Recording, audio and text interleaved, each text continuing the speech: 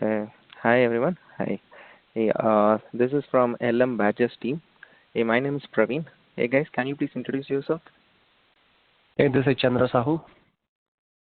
Hi, this is Suresh Mamprala. Hi, this is Jay Balakumar. Okay. Thank you guys for your introduction. Okay, so today I think as part of this session, we are planning to use Stitch as a tool and extract data from our Amazon S3 source and to process the data and also replicate the process data back to AWS S3.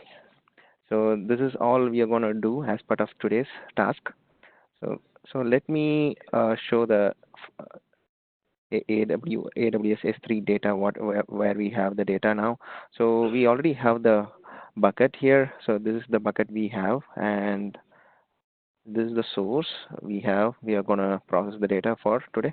So this data is coming from new data CSV. This is having a city information.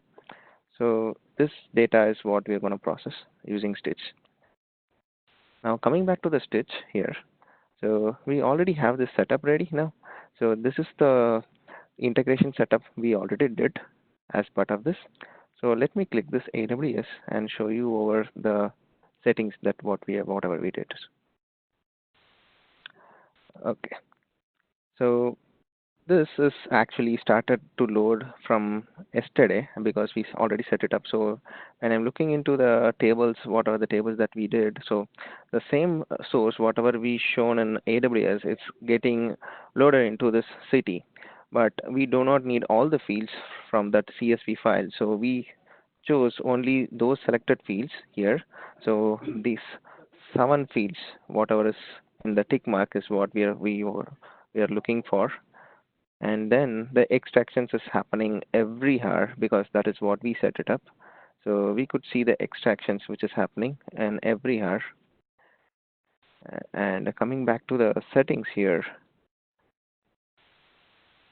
so here the settings, we can see that the bucket where we are getting the source from and what is the AWS account ID, and also you can see the CSV file that we are concentrated to pick the data from, and the table name that we are getting the data now.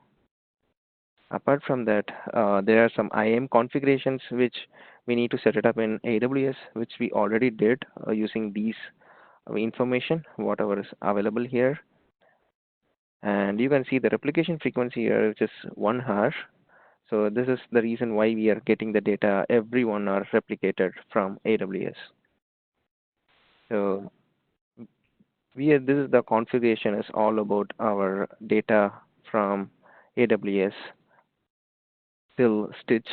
Now, once we process this data, we are now supposed to go to destination where we wanted to store back the data, whatever we processed here. So when I'm going to the destination here, you can see that I think it's getting loading. The same bucket where we are going to store the data again. And we already did some settings in AWS. You can see that in the permissions, we have this bucket policy where we did the settings here, and also in the there is a challenge file that Stitch wants us to have it uh, uploaded, which we already did. And you can see that the file is now available under AWS, the city.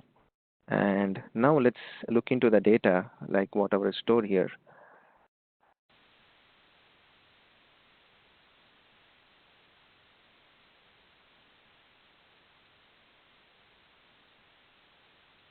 Remember, we chose only 7 fields out of the existing CSV file. We are supposed to get those 7 fields.